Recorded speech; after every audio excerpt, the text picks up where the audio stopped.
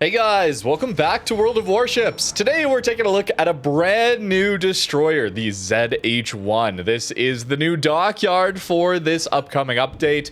Tier 9 German destroyer with Dutch airstrikes.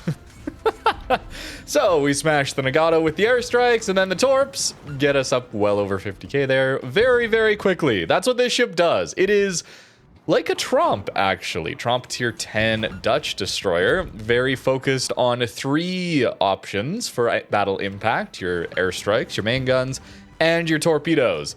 ZH-1 does a lot with its airstrikes, and these get 32 millimeters of pen, by the way. So unlike Tromp, where it's shattering a lot of the time unless you hit superstructures, these are doing full pens. And the torpedoes here are also pretty nice. They are the exact same torps as we get on Z46 with a slightly longer reload. The main guns, though, are quite a bit worse. Yes, the worst HE DPM of all destroyers at tier 9. However, we do get a smoke hydro gimmick. Yes, these smokes here are the British smokes, I believe. They are shorter cooldown, bursty smokes, which you guys know I absolutely love. And we have a 5-kilometer hydro. It's a very, very powerful tool. However, there's a lot of radars. It's a little scary to always make use of it, but it's a nice defensive tool and something that Tromp doesn't get access to. So we have weaker guns by a lot, but we got some nice defensive survivability tools. We're going to need it, though, thanks to some of the worst HP pool at our tier as well. Only Benham has less HP as far as destroyers go at tier 9. Even Mini Gumo, Yugumo have more HP than we do. So keeping ourselves alive is going to be the problem. 5.8 kilometer detect is very good, but by no means the best that we get at this tier. Torps and airstrikes is what I'm primarily found to be this ship's damage output. It's solid at contesting caps, and these airstrikes, notice we only get 1 charge at a time. I think that's really better game design. I don't want to say good game design because airstrikes, planes in general, it's terrible, but it's better, okay? It's better. We don't have the option to farm up a ton of strikes and dump them all at once. It also somewhat limits our theoretical DPM. We can think about it like that. If we're not dropping this strike the moment it's available, we're losing DPM. Where on Tromp base, you get 2 potential strikes. So you don't have to drop that first strike right away. You can wait a bit, find the right opportunity, and you're not losing out on DPM, where you would be here a little bit. Now, let's talk about this Dockyard here really quick before we continue to talk about this ship and its playstyle.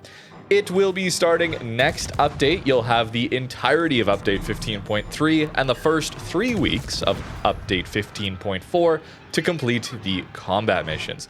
Now, to complete this ship, you're going to need to do 20 phases, and you can accomplish 18 of them through these combat missions. You'll need to get 2 phases purchased through doubloons. Each phase is going to cost 2,000 doubloons, so that's 4,000 doubloons for a tier 9 premium destroyer. If you do the early access bundle, 2 of these levels will cost you 3,200 doubloons. So you get an 800 doubloon discount there if you buy it right away. It's up to you, of course, but I would wait. You never know. Something might come up in life where you just can't play the game consistently over the next couple of months. It's not that much to wait and get those 2 phases a little later. That's just my opinion, though.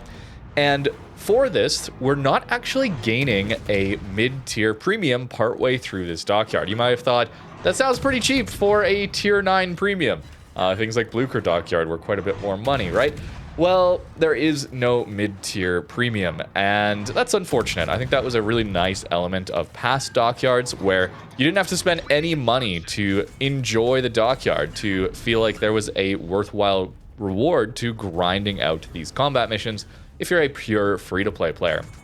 Unfortunately, that's not here. Some feedback wargaming is, you could include something, I think, and I guess they are including an enemy destruction effect instead, but does anybody really care about that? Maybe you do. Okay, maybe you do. Okay, fair enough. But for me, I do not care at all. The mid-tier premiums are a lot more interesting to me.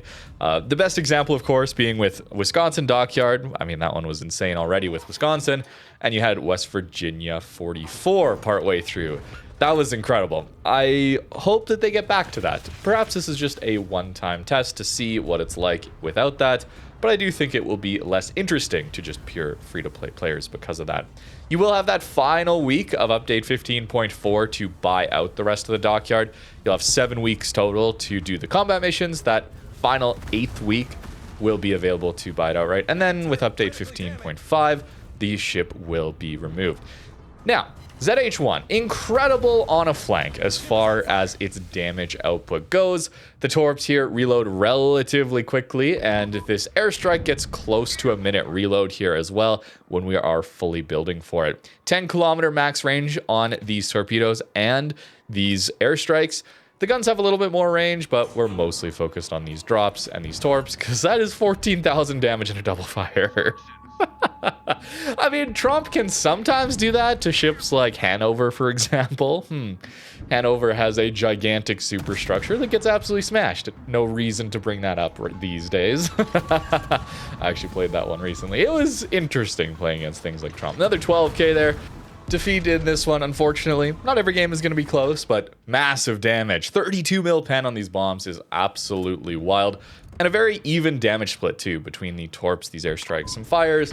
A little bit of main gun damage, but let's talk a little bit more about these guns and how they perform. Torps, just barely range. That's so frustrating, especially at a Libertad. But that can happen with 10-kilometer torps. Bit of a pre-torping there, too. Some shatters there, maybe not the best lead on those strikes. Now we're going to run into a gearing. So we have 80,000 HE DPM. Gearing has well over 200,000. So we're going to try and smoke hydro gimmick him, right? This is where it comes in handy. We get massively out DPM'd, but we can spot him in a smoke. Oh no, we are radared. This is going to be a very, very, very common occurrence if you're trying to make use aggressively of the smoke hydro combo. Did I say radar earlier when talking about this ship? No, it's a hydro, smoke hydro gimmick. We get radared out of it a lot of the time. Try to use these bombs on the gearing, but it's a little harder to land these drops than Tromp is on these destroyers because of the extra lead time. It's a 14-second lead time for these bombs, where Tromp is 11 seconds, I believe. Haven't played that one too much recently, but it's a little bit easier to lead in that regard. Although, these drops do have a better reticle size, so you actually do get a little bit easier time to lead these strikes with the drop pattern. So this ship has 210 meters by 358 meter square to drop the bombs in. Something like Tromp has 180 meters by 319. So it's smaller by a little bit. It's not that noticeable, but it is smaller by a bit. Although that does mean the bomb density is quite a bit less. We get 65 bombs in a larger box compared to Tromp's 72 bombs in a smaller drop, right? Drop pattern. So it's going to be a little bit less consistent even when you do get that enemy ship inside, but 32 mil pen more than makes up for it, okay? 23% fire chance here, as well as 4,000 alpha damage on these bombs. So it's not on like Guden or Utrecht level alpha damage. Those are like 6,800, 6,900. But still, it's going to deal quite a bit of damage. There we go. We get the torps connecting on the Libertad and Thor. Nope, of course. Two options to just range perfectly in this battle. Against super ships, it's going to be challenging, certainly, relying much more on the torpedoes, our concealment, and these airstrikes. Just gunboating, not really the best idea. Notice here, I haven't really been smoking up and then just gunboating. That's because I'm often the spotting on my flank, okay? And that is the challenge of trying to make use of the guns. You have to smoke up to use them, but then suddenly no one's spotting, right? Because you're the DD. That's your role on your flank, especially when you're playing a ship like this one. Bit of a bad situation I got myself into here, right? Well, this Z46 also has hydro, and he out DPMs me by quite a lot. I'm gonna have to rely on my teammates to help out here.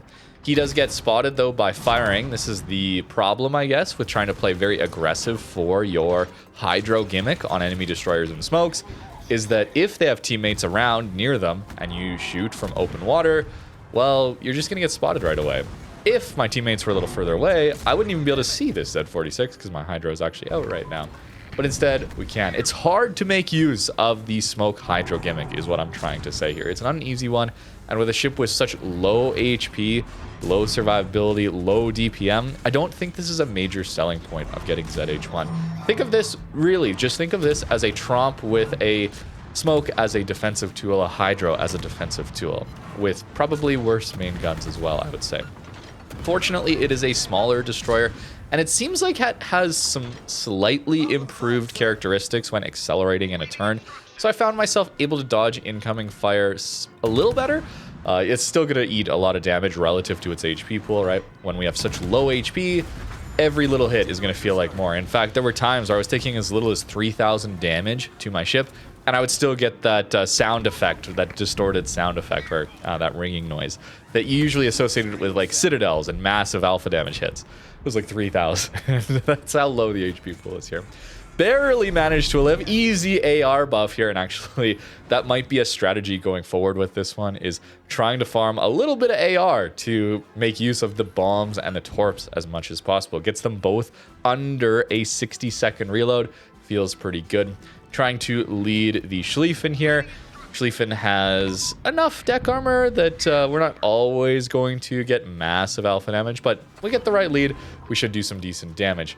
Trying to light fires and relight fires is going to be much more challenging here because, again, we can't load up 2 drops at once. The drops are going to be very consistent with lighting a fire, but a lot of times that's going to result in a damage control. And we got to wait then another 60 seconds, 70 seconds for our next drop. And by that time, their damage control is probably available again. It's a lot harder to just get those permafires lit with this ship.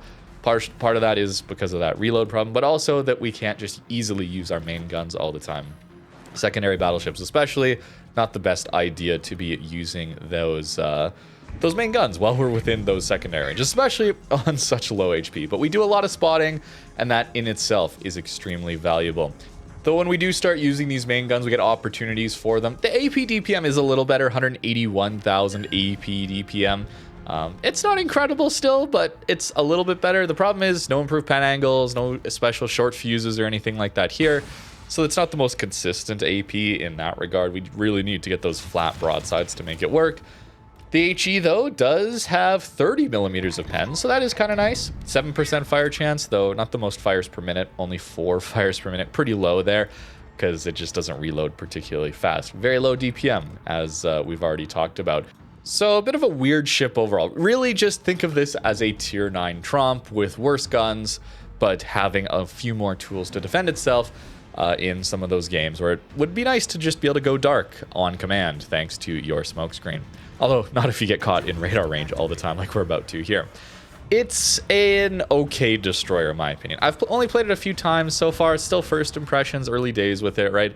But I don't think it's an especially strong destroyer. You get in the right situation where the enemy team is full pushing the flank. You don't have to deal with an enemy gunboat DD or even a torp boat DD just outspotting you for their team. You don't got to deal with too many radars. In this case, it's only the enemy European battleship. You can do a lot of work on a flank. You can contest caps. You can have good games, but finding that scenario isn't always going to be very easy. As you know, the game is rather passive these days. So trying to make use of 10-kilometer torps, 10-kilometer airstrikes in a lot of up tiers, I think it's fair to say, with tier 9, it's going to be a lot of radars that are going to be locking you out and a lot of very passive battleships, larger cruisers, because let's be honest, those are the ships that are going to be most likely to actually land a lot of these drops and torpedoes on. Those are your main targets. They're going to be pretty far away. So trying to get the most value out of this ship and its toolkit isn't going to be the easiest thing. So to grind a ship like this one for a couple months, yeah, the doubloon cost isn't too bad, honestly. 4,000 doubloons for a tier 9 premium DD isn't bad at all. It's in the German side of things, so it's not like you can run Conrad to buff these airstrikes any further. We were getting some Lucian's procs. I don't think the gun buffs are going to be that easy to get, mind you.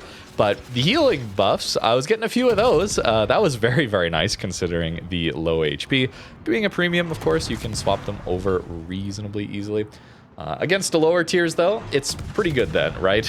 Beating up on poor tier 7s, yeah, it's not very nice for this poor Nagato. I think that's really what it comes down to here is it's not an especially powerful DD, but it's going to be a very frustrating destroyer to play against. Much like Tromp, it's kind of toxic for the game, in my opinion. I really don't think Tromp is an especially powerful destroyer, but I think it's a very frustrating destroyer to play against. Airstrikes, planes, they're very, very frustrating mechanics the way Wargaming has implemented them. and I don't think ZH-1 here is going to change that very much. Though I guess it's a little less spammy than Tromp, or not being able to farm up 2 drops at once, and having a longer reload. Tromp has a 60-second base reload. ZH-1 is at 85 seconds base. So it's going to take you longer. You can't spam quite as many of them out, but it's still very frustrating to fight against these kinds of bombs. And it's 32 millimeters a pen, so much, much more alpha damage. You can dodge them. It's not like carrier drops where it's just dropped on your forehead. There's 14 seconds of time to avoid. I still find airstrikes to be frustrating to fight against, though. If this is worthwhile to you, I mean, that's completely up to you, right? If you're a Tromp enjoyer, though, this is a pretty easy one to recommend if you enjoy that ship and its playstyle. This is just a tier 9 version. Different tech traits, German this time, but you get tier 9, similar playstyle, triple threat, some main guns, mostly focused, though, on these torps and these airstrikes. Personally, as someone who doesn't play the Tromp very much, this one is a little less interesting to me. I won't lie. Not as big a fan of airstrike ships in general. And no mid-tier premium is quite disappointing, I will say too. It's a really nice feature usually of these dockyards, and I'm sad to not see it here. Though, for a tier 9 premium, the doubloon price is kind of nice, I will say. If you're interested in this playstyle, here's the build that I was running. I know, complaining about the guns and the DPM and not running main battery mod 3 here or aiming systems. But what it comes down to is the DPM is just so low, and the ship is generally quite fragile without being in its smokescreen, and so often needing to be the one spotting on your flank, just given the nature of destroyer play. I found the torps doing quite a lot of damage for me here. They're 14,400 alpha, not the highest alpha damage, but 74 knots feels pretty good, and 72-second reload time also feels very, very nice here. Concealment of 5.8 kilometers is very nice. Great turning circle radius, great rudder shift time. This is some of our survivability here. It can dodge some of that incoming fire. Again, it's a very small DD here as well. Decent top speed, 8% engine boost, very standard here, as well as a 5-kilometer hydro, which is very nice, admittedly, as are these short burst smoke generators. They are very, very useful, and I always enjoy having these short burst smokes on any ship that I'm playing. They allow me to farm for a little bit, and so oftentimes that's all the time you get anyway, because the enemy is probably going to get away from you in the time that it takes for this smoke to run out anyway. So a longer duration smoke oftentimes just doesn't make much of a difference for my farming, and I'd much rather get back to the next one a lot sooner. Can also panic use it in a bad situation much more often without having such a massive penalty on the cooldown. I really, really like these smokes. That is a big advantage of a ship like this one. The commander skills that I was running looked a little something like this, with basically all DDs, unless you're going for some gunboat builds, open water builds, that kind of thing. I'm always going for these 4 skills on the right-hand side. Basically always. This should always be your first 10 points. The only other time that concealment wouldn't be is, again, some of those gunboat options, open water options. Still went with some DPM on the main guns, but really focused on the torps and, of course, Adrenaline Rush. This buffs all of our ammo types, right? So even that airstrike is going to be getting reload buffs from Adrenaline Rush. This is a very, very powerful tool here on a ship like this one.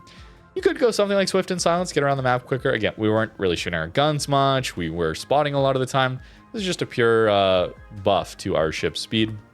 Though it does further nerf our damage, and there are times where our gun damage, and there are times where we do want to be using them, but yeah, it's it's not great. The DPM here certainly is not amazing, unfortunately, but that's okay. Not every ship needs to be the ultimate gunboat, right? This one very, very focused on the torps and the airstrike, with guns as a bit of a backup. But let me know what you think in the comments down below about this new dockyard and this ship. Thank you very much for watching, and have a great rest of your day.